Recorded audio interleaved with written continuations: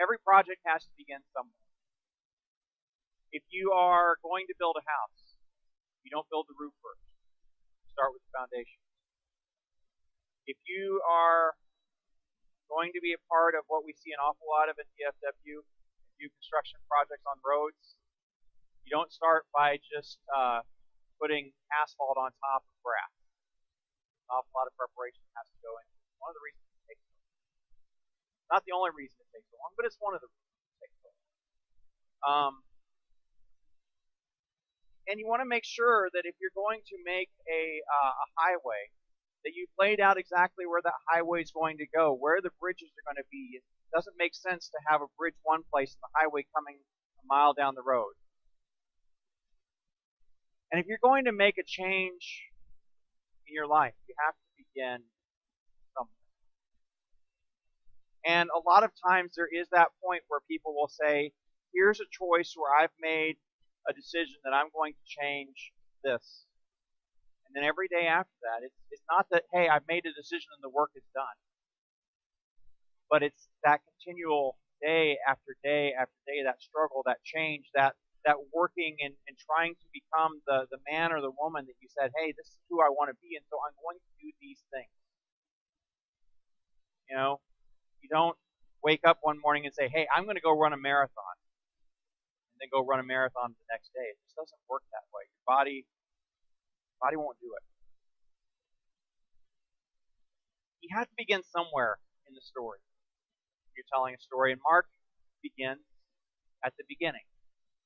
It's the beginning of the good news of Jesus Christ, the Son of God. And so we hear about John the Baptist coming into the story very early, proclaiming that it's time to make a new path. It's time to make God's way straight. It's time for God's kingdom to come into our world. And Mark, you know, if Mark is the shortest of the Gospels, Mark is also probably the most impatient of the Gospels. Loves to go from thing to thing to thing. So, you know, you get from Jesus entering, you get John the Baptist to Jesus entering the story, to being baptized, to being beginning his ministry, all within the first chapter. But Mark also is telling these stories at a particular time and in a particular place. Now, Luke's gospel loves to tell you exactly when the story is happening. You know, in the reign of Caesar Augustus, when this person was procurator in Galilee, and this person was the person over Syria, and this person was doing all these different things. Luke loves to lock everything down. This is exactly when it's happening. Mark just understands that you know that this is happening in the midst of Jerusalem and Galilee, time of the height of the Roman Empire. And to the world outside, Jerusalem just looks like a small little backwater city on a trade route. That's all it is.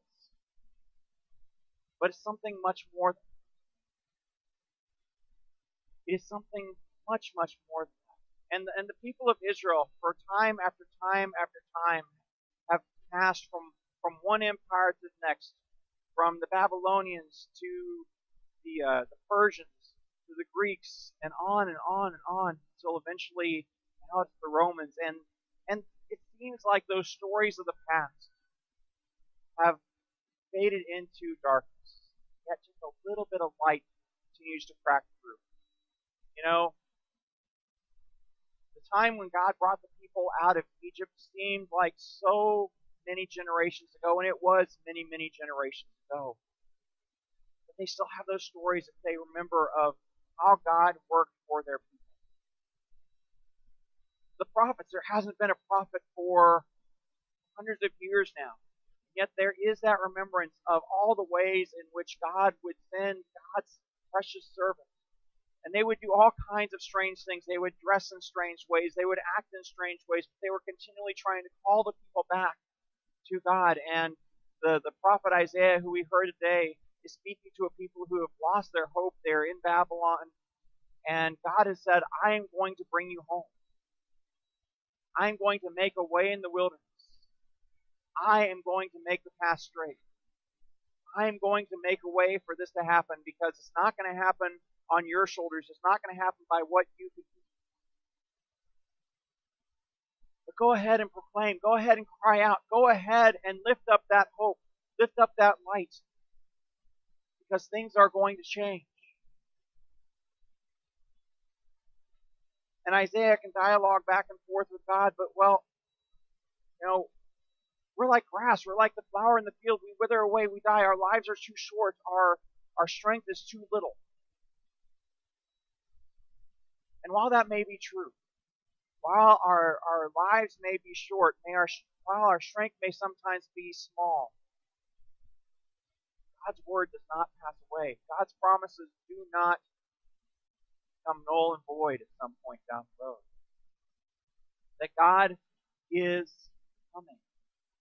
And so that promise that they are to prepare a way, and that is how Mark begins.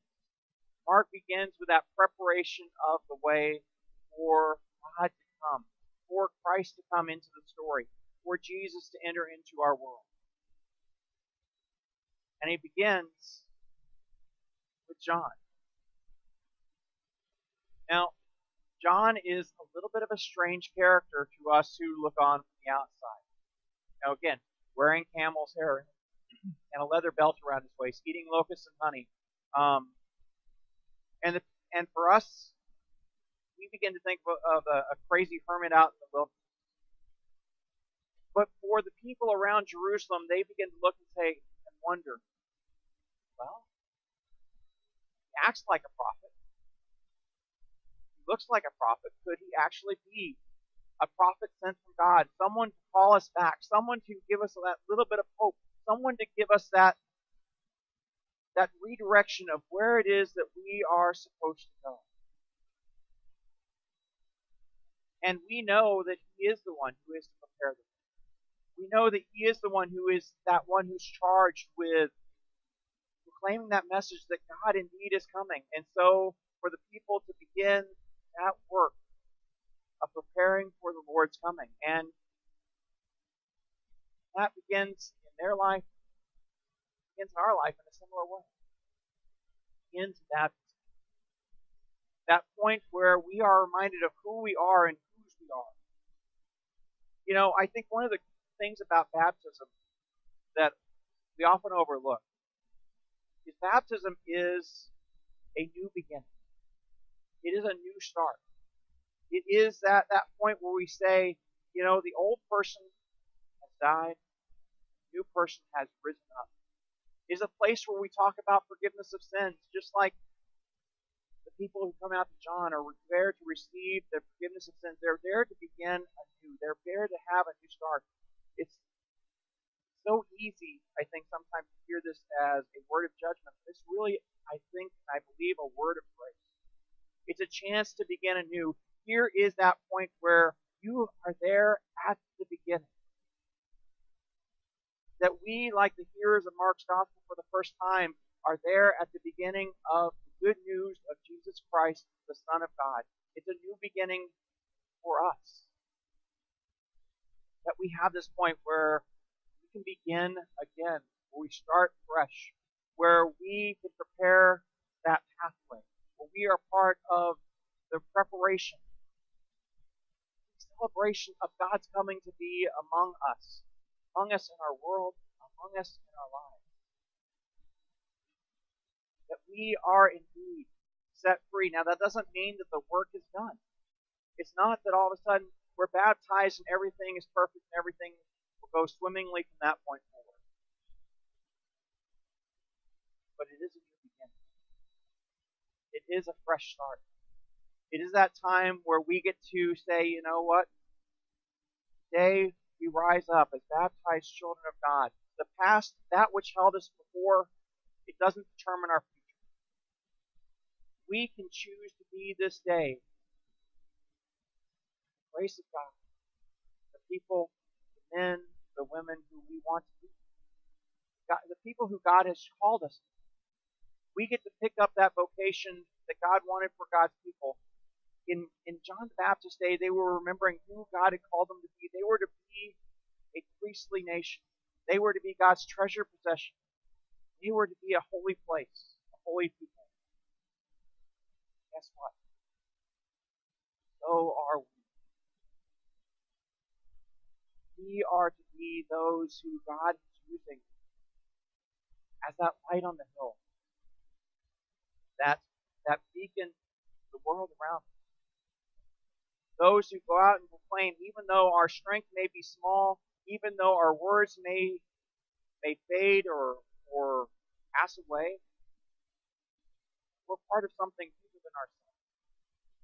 Because we believe even though our strength may fail, or our words may drop to the ground sometimes, God's word is not, God's promises do not pass away. That God is coming. And whether it's through Moses or Isaiah or John the Baptist, whether it's through us, God continues to prepare the way for God's kingdom to come to our world, for God's vision and God's dream to enter into our reality. It brings hope into our despair, light into our darkness. We again are washed in the waters of baptism. We again are made new. We again that daily task. The grace and the forgiveness of knowing that who we are, that we are God's precious. We can rise up this day, be the women and men God is calling us. Thanks be to God.